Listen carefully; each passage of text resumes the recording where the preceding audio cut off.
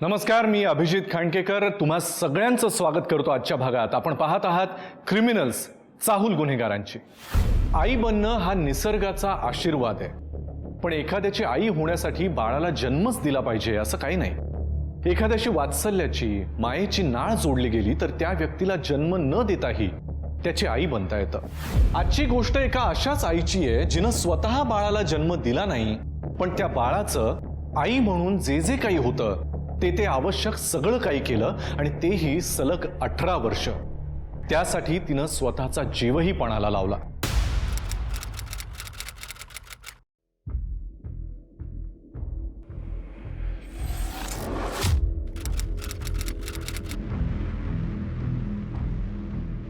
ताई ताई माझी आई हरवली हो। बाळा थांब, शांत हो। काय झालं सांग व्यवस्थित। आई हरवली माझी। थांब, चल चल, तिला काहीतरी सांगायचंय, सांग। साहेब साहेब माझी आई हरवली हो। काल रात्रीपासून घरी नाही आली। लय फोन केले पण एक बी फोन उचलला नाही साहेब। मला खूप काळजी वाटते साहेब। साहेब तिला शोधा साहेब। एक मिनिट शांत हो, तू आधी बस। बस इकडे। काय नाव आहे तुझ्या आईचं? कमला। कमला। वय किती? 44। तुझं नाव काय? सोनिया। सोनिया। आणि तुझं वय किती? 19। 19। आईचा फोटो आहे तुझ्याकडे? होय। दाखव।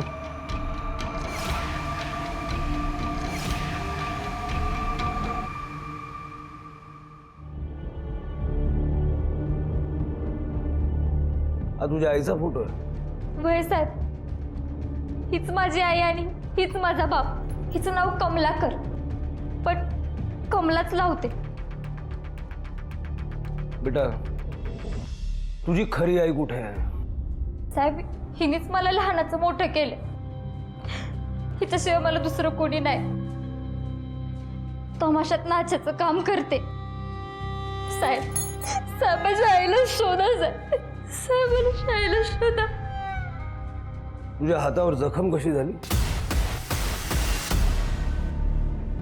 ते घरकाम करताना जरा गडबडीत झाली।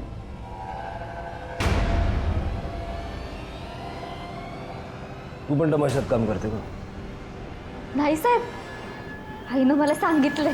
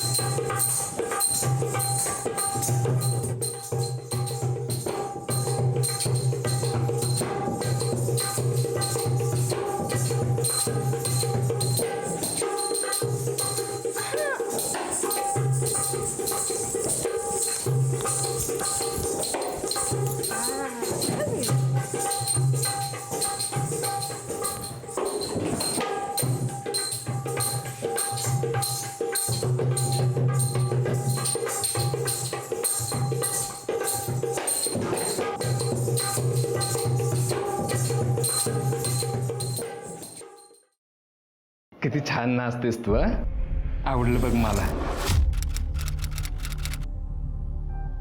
आई बस, हे पाणी आणते। आनंद,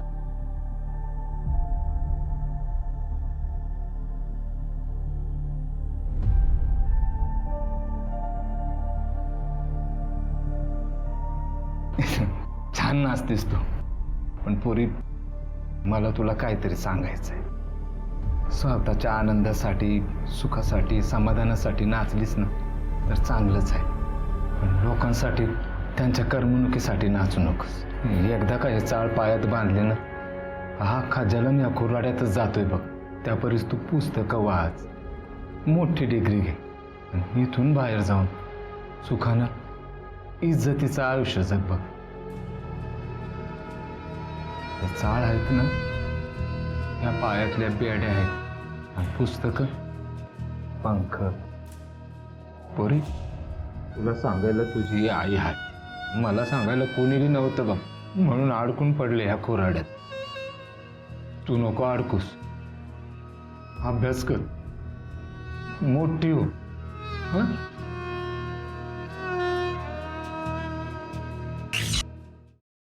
माझी आई म्हणायची चांगली शिक, अभ्यास कर आणि ऑफिसरची नोकरी मिळव. तिला मी तमाशात काम केलेलं कधी नाही आवडायचं साहेब. कमलाचा नंबर घ्या आणि ट्रॅकिंगवर टाका. कुठे राहतोस तू? साहेब, कमला माझ्याच तमाशाच्या फळ्यावर नाचायचं काम करायचा, पण आता कुठे गेला काय बी माहिती नाही.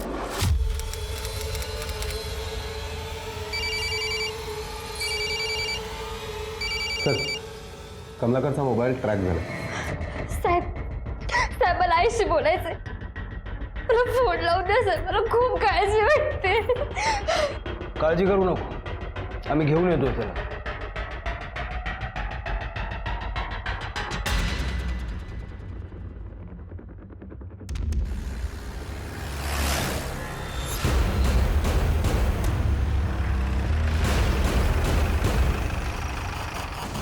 कमलाकरच्या मोबाईलचं लोकेशन याच एरियाचं दाखवलं. फोन लावा.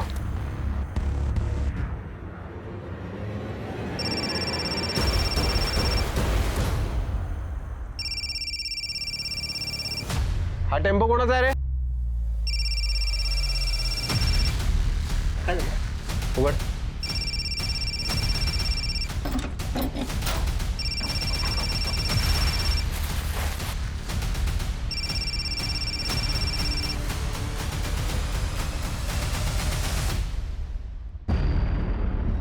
मोबाईल तुझा आहे का रे?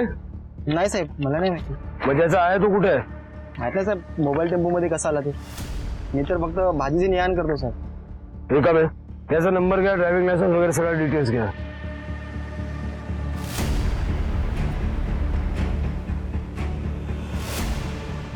हॅलो, सागर, हा बोलतोय. मी पोलीस इन्स्पेक्टर संदीप पाटील बोलतोय. हा बोला ना सर. हा कमलाकरचा फोन आहे, त्यावरून मी फोन करत आहे. त्याच्या लास्ट डायलमध्ये तुमचा नंबर होता. काय संभाषण झालं होतं तुमचं? नाही सर, मी कमलाकरला नाही ओळखत. बरं, तुम्ही काय करता? सर, मी डान्सचे फ्युजन व्हिडिओ बनवून सोशल मीडियावर टाकतो आणि ऑनलाईन क्लासेस पण घेतो. तर त्यातलाच एखादी व्हिडिओ बघून त्यांनी मला कॉल केला असेल, पण मी त्यांना पर्सनली नाही ओळखत. ठीक आहे, थँक्यू. कमलाकरचा CDR काढा. त्याचं घर पण एकदा चेक करावं लागेल.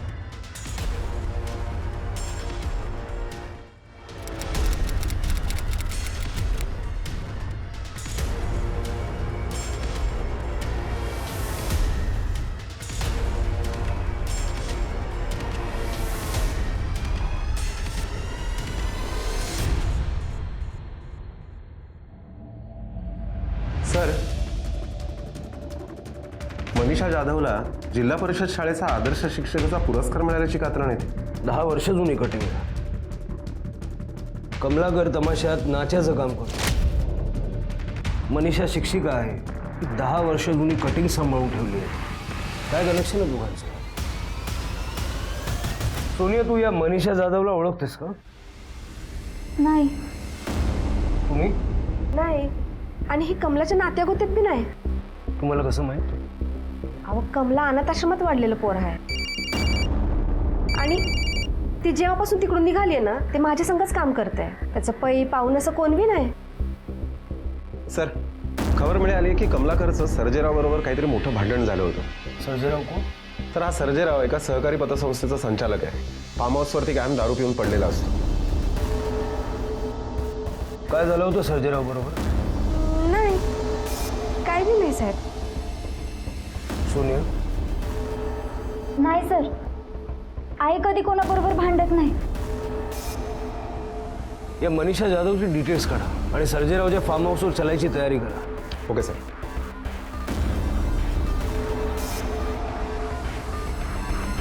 भांडण तंटा आणि त्या कमलाकर बरोबर. इन्स्पेक्टर साहेब, या नाच्याबरोबर मचमच करायला आम्ही काय रस्त्यावर नाही पडले. ते घुंगरू बांधून रोज संध्याकाळी तू नाचतोस का? ते होय. अहो आमच्याकडे बरेच कलाकार मंडळी गायला नाचायला येत असतात. त्यांच्यापैकी कोणीतरी विसरलं असेल, त्याचं काय एवढं.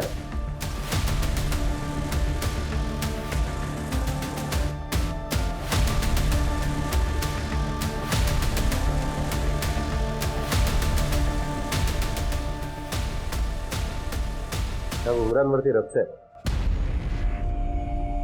रक्त? नाही नाही, ते काय ताजं मटण बनवतो आम्ही इथं, तेव्हा बकरा नाही तर कोंबडं कापत असतो, त्याचं रक्त लागलं असेल काय रे. कमलाचं काही बरं वाईट केलं असेल ना, आत्ता सांगून टाक. इन्स्पेक्टर साहेब, आता मी तुम्हाला स्पष्ट सांगतो, हा सर्जेराव दोस्ती दुश्मनी करतो ना, ती बरोबरीच्या माणसाबर. हा, त्या कमलाचा माझा काही संबंध नाही, कळलं का. या घुंगरूवरती रक्त माणसाचं आहे की जनावराचं हे कळेलच. जोवर कमलाचा तपास होत नाही गाव सोडून जायचं नाही.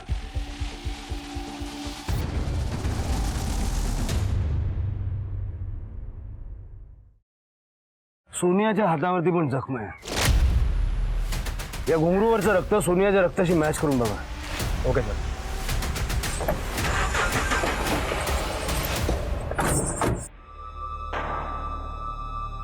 ते सर्जेरावाबद्दल तोंड उचकटलं नाहीस, नाही तर त्या इबलिसानं तुझ्यावर आम्हा समध्यांचाच खेळ खंडोबा केला असता.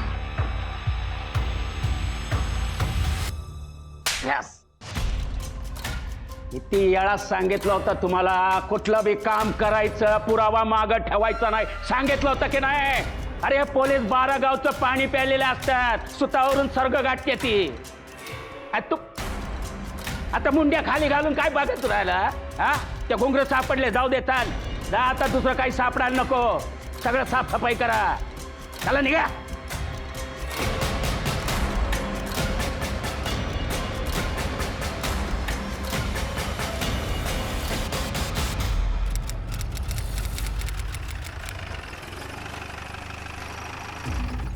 सर, सर्जेरावच्या फार्म हाऊसवरती जे आपल्याला घुंगरू सापडले त्याच्यावरचं रक्त हे कुठल्याही पशु प्राण्याचं नसून माणसाचं आहे. याचा अर्थ कमलाकरच्या गायब होण्याशी सर्जेरावचा संबंध आहे. ते रक्त सोनियाशी मॅच करून बघितलं का? सर, प्रोसेस चालू आहे. लवकर करा आणि आपला एक माणूस सिव्हिलमध्ये सर्जेरावच्या फार्मवर ठेवा. Okay sir. सर, हे कमलाकर आणि मनीषा यांची कॉल डिटेल्स आहे.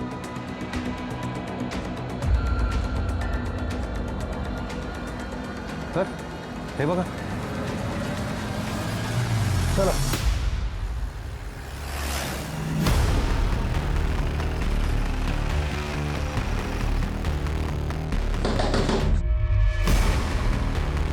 हां सर, बोला.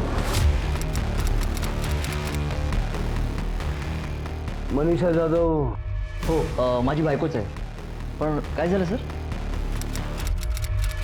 याच्याशी बोलणं झालंय का कधी तुमचं? नाही सर, मी नाही ओळखत यांना. कोण आहे ते? कमलाकर तमाशात नाचाचं काम करतो. याच्याशी तुमचं मोबाईलवरती 4-5 वेळा बोलणं झालंय. त्याच्या मोबाईलचं लोकेशन तुमच्या घराचं पण दाखवतंय. त्याच्या बॅगमध्ये तुमच्याविषयी न्यूजच्या कटिंग सापडल्या, 10 वर्ष जुन्या. कमलाकर गायब आहे. आता इमानदारीने सांगा. नाही सर, तुमचा काहीतरी गैरसमज होतोय. मॅडम, आमच्याकडे पुरावे आहेत, कॉल रेकॉर्ड्स आहेत. गैरसमज कसला? पुन्हा बघू जरा तो फोटो मला. हां, आलं लक्षात. मी बऱ्याच सामाजिक संस्थांकडे काम करत असते. मदतीसाठी बरेच लोक मला कॉल करतात, त्यातलाच हा एक. कसली मदत? पैशांची. किती? 5 लाख रुपये.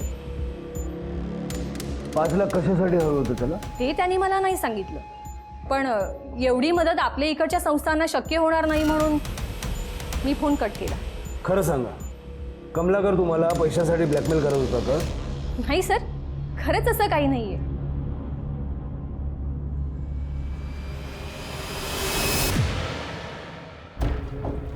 सर, मी कमलाकरचं बँक अकाउंट चेक केलं. सरकारकडनं मिळणाऱ्या सबसिडी व्यतिरिक्त त्याच्या बँकेच्या खात्यामध्ये दुसरी कुठलीच उलाढाल नाही. आणि सर, खबऱ्यांकडनं अजून एक माहिती मिळाली. हा कमलाकर बऱ्याच लोकांकडे मदत मागत होता. उधारी, कर्ज कसंही करून त्याला 5 लाख रुपये उभे करायचे होते. तमाशात नाच्याचं काम करणाऱ्या एका साधं आयुष्य जगणाऱ्या माणसाला 5 लाख कशाला पाहिजे? तर मला तर वाटतंय की कमलाकरच्या गायब होण्यामागे नक्कीच या 5 लाखांचा काहीतरी हात आहे. सर, सर्जेरावच्या फार्मवरचं सापडलेलं घोंगरावरचं रक्त हे सोनियाच्या रक्ताबरोबर मॅच झाले.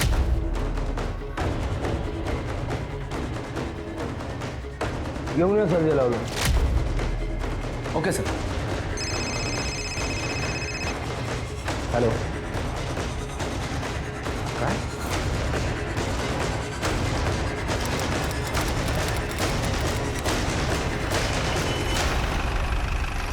आतापर्यंत पोलिसांच्या लक्षात आलं होतं की कमला म्हणजेच कमलाकरच्या आयुष्यातील अनेक जण त्याच्याविषयी काहीतरी लपवण्याचा प्रयत्न करतायत. हे एवढ्यावरच थांबणार नव्हतं. कमला म्हणजेच कमलाकरच्या खुन्याचा तपास करताना अनेक सभ्य समजल्या गेलेल्या लोकांचे बुरखे टराटरा फाटणार होते. खऱ्या खोट्या नात्यामधला फरक समजणार होता आणि एक असं सत्य बाहेर येणार होतं ज्याविषयी गेली 18 वर्ष सगळेच गप्प राहिले होते. सोनिया, शांत. आता मी जे काही विचारतोय ते नीट ऐक आणि मला खरं खरं उत्तर दे. सर्जेरावनी तुला घुंगरानं मारलं होतं ना? त्याच्या घरात आम्हाला घुंगरू सापडले, त्याच्यावर तुझं रक्त आहे. ही गोष्ट तू आमच्यापासून का लपवली? माझ्या आणि माझ्या आईच्या जीवाला धोका नको म्हणून मी तुमच्यापासून ही गोष्ट लपवली. पण आता आईच नाही राहिली तर काय करू? मी आता तुम्हाला समजा खरं सांगेन.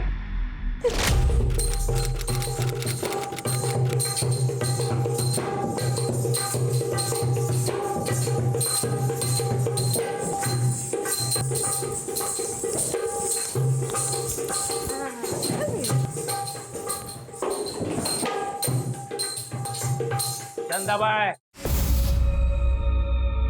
जंगलातलं पाखरू ही मैना आमच्यापासून तुम्ही लपवून ठेवली, बरं नाही केलं. चंदाबाई चिन्हात उतरवली की नाही अजून?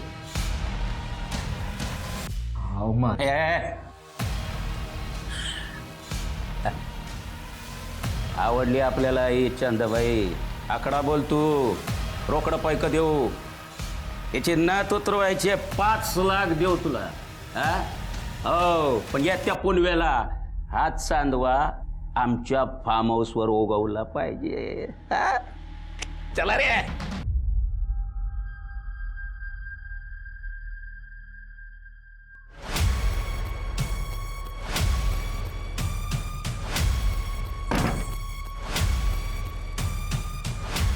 तुम्ही समजे जा, जा पोरीनो.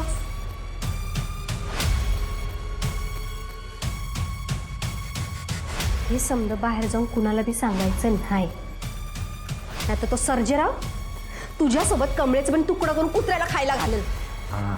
चंदाबाई, मी असं वंगाळ काम माझ्या लेकीला करू द्यायची नाही. जीव गेला तरी चालेल. अगे कमळे, यंदाचा सीझन काय फळला नाही आपल्याला आणि फळावरचं कर्ज बी वाढत चाललंय. तो सर्जेराव अरे ही चिन्ह उतरवायला 5 लाख रुपये देते. अरे आपलं फळावरचं कर्ज तरी फिटल. आणि मग मी 5 लाख रुपये आणून दिलं तर ती चिन्हात उतरवणार नाहीच ना? नाही ठरलं तर मग ते त्याच आणून पैसा धर. तेवढ्यात पौर्णिमा आली.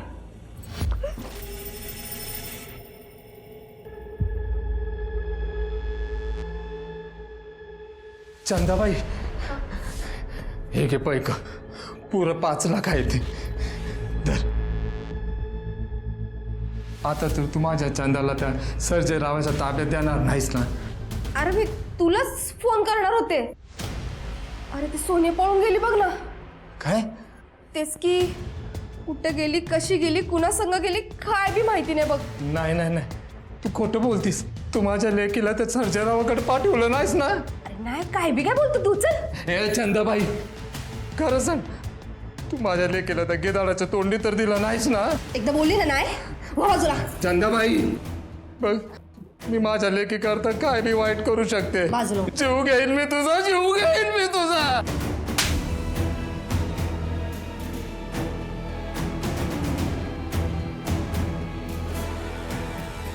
सर्जेराव तुझ्या सोनियाला जबरदस्तीनं उचलून घेऊन गेलाय. नाही सारखा बाजूला.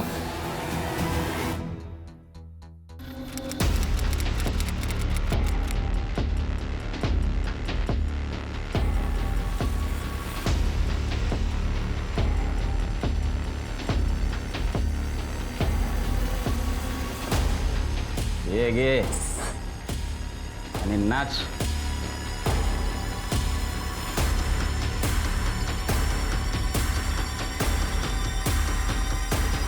आईने सांगितलंय नाचायचं असेल तर स्वतःच्या आनंदासाठी आणि समाधानासाठी नाचायचं, कुणाच्या करमणुकीसाठी नाही.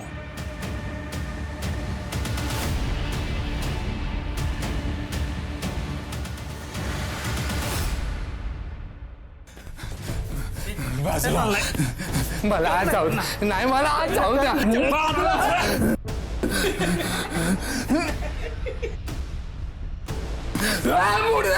बाजूला बाजूला. आईनं खूप मुश्किलीने मला त्या जनावराच्या तावडीतून सोडवलं.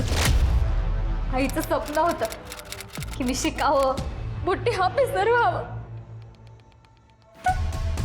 पण आता आईच नाही राहिली साहेब, आईच नाही राहिली. चंदाबाईला देण्यासाठी कमलाकरने एवढे पैसे आणले कुठे? नाही माहित साहेब. ठीक नाही कुठे. जोपर्यंत केस सॉल्व्ह होत नाही तोपर्यंत हिला आपल्या गव्हर्नमेंट गेस्ट हाऊसमध्ये ठेव. आमच्या निगराणीमध्ये तू सेफ राहशील, काळजी करू नको.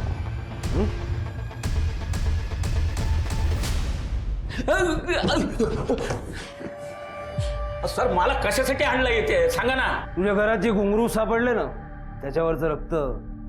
अरे देवा, अहो इन्स्पेक्टर साहेब मी कसं सांगू तुम्हाला त्या बकऱ्याचं. ते रक्त सोनियाचं आहे.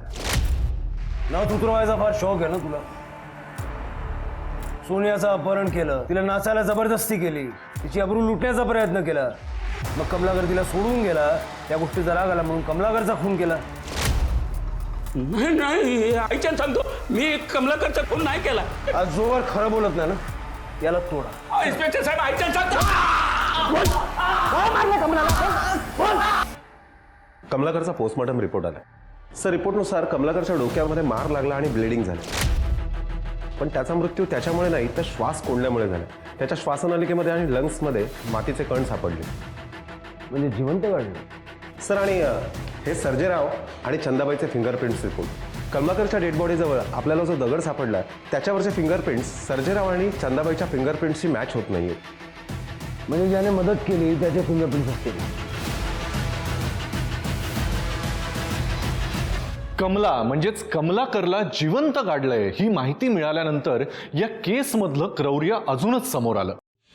पोलीस सापडलेल्या संशयितांबरोबरच काही नवीन संशयितांचा आणि खुनांच्या कारणांचा सुद्धा शोध घ्यायला लागले. केसचा तपास चालू होता, पोलीस आपलं कामही करत होते. पण कमला म्हणजेच कमलाकरच्या खुनामुळे पोरकी झालेली सोनिया यातून अजूनही सावरली नव्हती. अख्ख्या जगामध्ये एकच माणूस तुमचं असतं आणि तेही असं तुमच्या आयुष्यातून अचानक निघून जातं. त्यावेळेला गर्दीतला जाणवणारा एकटेपणा आणि एकांतातली पोकळी ही अस्वस्थ आणि असहाय्य करणारी असते. सोनियाच्या बाबतीतही असंच काहीसं झालं. हे बघ सोनिया, तुझ्या आईची केस सॉल्व्ह करण्यासाठी आम्हाला तुझ्या मदतीची गरज आहे. सोनिया, सर्जेराव आणि चंदाबाईची चौकशी सुरूच आहे.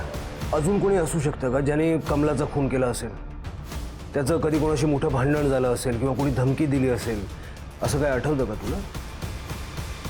होय सर, एकदा एक म्हातारा बाबा आला होता. काय का तुझी हिंमत कशी झाली? स्वतःला जास्त छाणी समजताय तो. तुला एकदा मी सांगितलं ना तेव्हा परत तू आमच्या वाटेला गेलीस ना मारून टाकीन जरा. आई, उठ. आणि धमक्या कोणाला देताय हो? आणि माझ्या आईला कशाला मारताय? तू कोण आहेस काय? अहो लेख आहे ती माझी. 1.5 दिवसाची असताना एका तालेवार माणसानं माझ्या पत्रात टाकली होती. बोळ्यानं दूध पाजून मोठी केली आहे.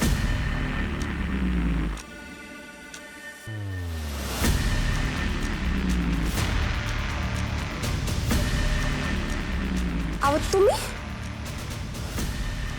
आज हे तर कुठं वाट चुकलत?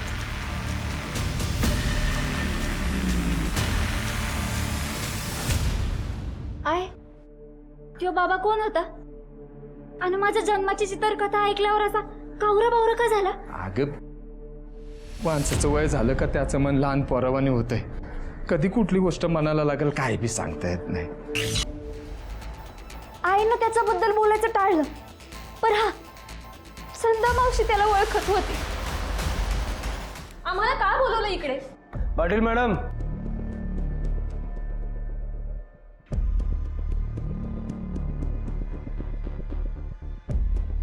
ओळखलं ना हिला? ही तुमची मुलगी, म्हणजे लग्न आधीची. सर मी सगळं खरं खरं सांगते. कॉलेजमध्ये असताना माझं एका मुलावर प्रेम होतं. आम्ही दोघांनी मंदिरात जाऊन गुपचूप लग्न केलं होतं.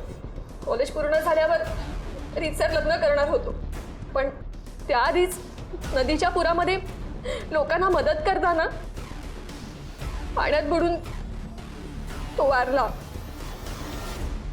मी प्रेग्नंट होते. अबॉर्शन करण्याचा प्रयत्न केला, पण मेडिकल कॉम्प्लिकेशन्समुळे नाही करता आलं. साहेब, मुलीच्या आयुष्याचा प्रश्न होता, म्हणून लांबच्या बहिणीकडे मी तिला घेऊन गेलो. डिलिव्हरी झाल्यावर तिथे आलेल्या ह्या फिरत्या तमाशा मंडळातल्या माणसांना मी बाळ देऊन टाकलं.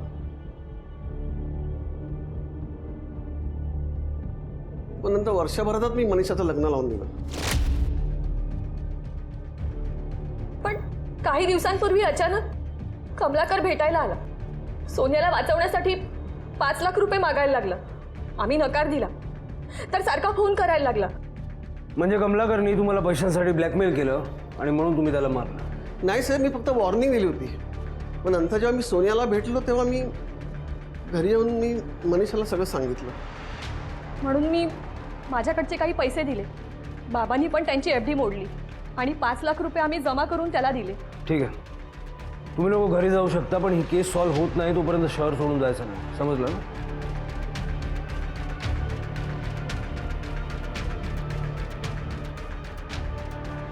सोनिया, तुझा जन्मताच मी त्याग केला ग.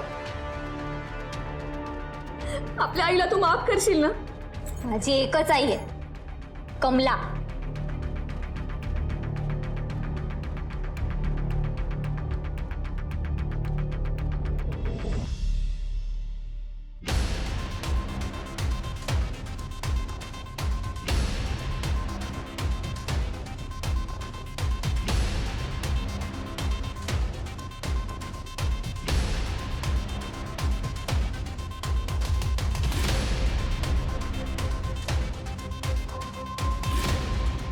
कमलाकरने शेवटचा कॉल पुण्यातल्या त्या फ्युजन डान्स वाल्याला केला होता ना, काय नाव होतं त्याचं? सर सागर. सागरचा सीडी आहे कुठे?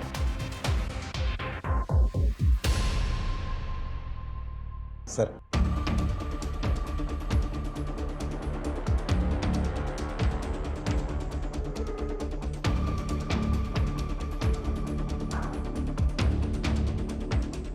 कमलाकरचा मर्डर झाला त्यावेळी त्याच ठिकाणी सागर हजर होता. एवढी मोठी डिटेल कशी मिस झाली आपल्याकडून? या एका नंबरवरती सागर फ्रिक्वेंटली कॉन्टॅक्टमध्ये होता. बघा जरा हा नंबर चेक करा कोणाचा.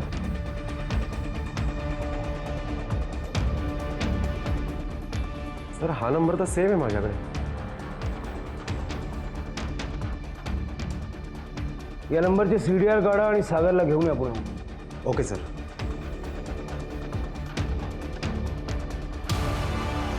एकवीस तारखेला पुण्याहून तू इथे आला होतास. पुराव्यात आमच्याकडे तुझा CDR आहे, देऊ काय अजून एक ठेवून. कमलाकरचा मर्डर झाला त्यावेळी त्याच ठिकाणी तू हजर होतास आणि कोणासोबत होतास ते पण आम्हाला माहिती आहे. पाटील मॅडम, आणा तिला. चल.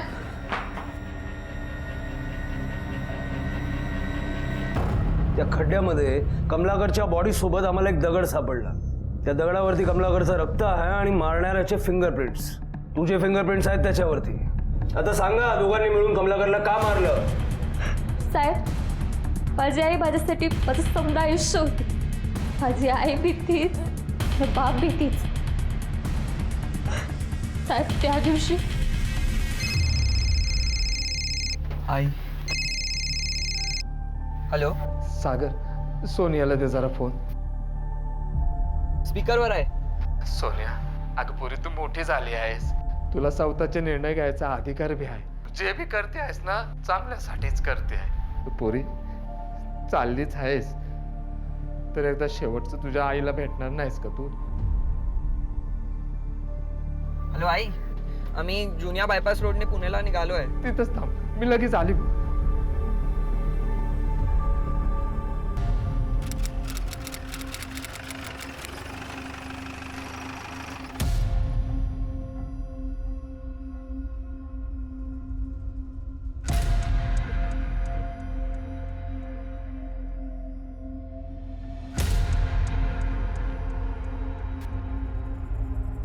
ए पोरी, अगं असं स्वतःच्या पायावर दोंडा पाडून घेऊ नकोस.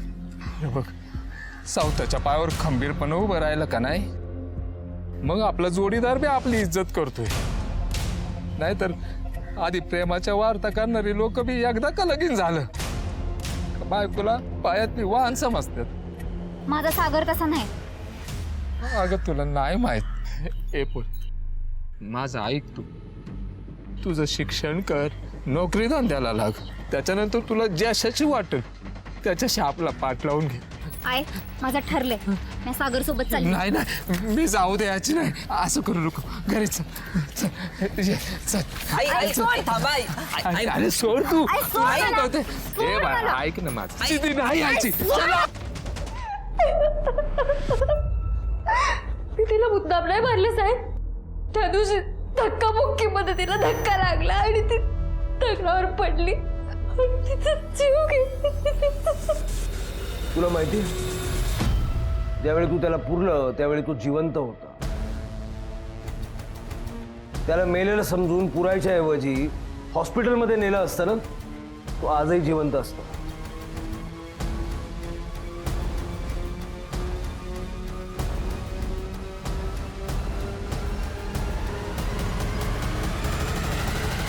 एक क्षण असतो सावरण्याचा, आपल्या हातून झालेली चूक निस्तरण्याचा. पण ती एक चूक सावरण्यासाठी आपल्या हातून अनेक चुका घडतात आणि त्याचं रूपांतर गुन्ह्यात व्हायला वेळ लागत नाही. कधी कधी ते प्राणांवरही बेततं. सोनियाच्या बाबतीतही हेच घडलं होतं. नकळत घडलेल्या अपघातातून ती मन शांत ठेवून सावरली असती तर आपल्या आईचे प्राण वाचवू शकली असती. सोनियावर जी संकट येत होती त्याची तिला आधीपासून चाहूल लागतही होती आणि त्यातून सोनिया आणि कमला सावधही होत होत्या. फक्त त्यांना त्याच्यावर जालिम उपाय करता आला नव्हता आणि त्यामुळेच सोनिया आणि कमलाची अशी अवस्था झाली. त्यामुळे संकटांची चाहूल लागताच त्याबद्दल वेळीच उपाययोजना करणं हे अत्यंत महत्त्वाचं आहे. याच विचारांसह मी अभिजित खांडकेकर आजच्या भागात तुम्हा सगळ्यांची रजा घेतो. पुन्हा भेटूया, पण तोपर्यंत तुम्ही तुमची आणि तुमच्या कुटुंबियांची काळजी घ्या. अजूनही धोका टळलेला नाहीये, त्यामुळे घराबाहेर पडताना मास्क आणि सॅनिटायझरचा वापर नक्की करा. पाहत रहा क्रिमिनल्स, चाहूल गुन्हेगारांची. जय हिंद, जय महाराष्ट्र.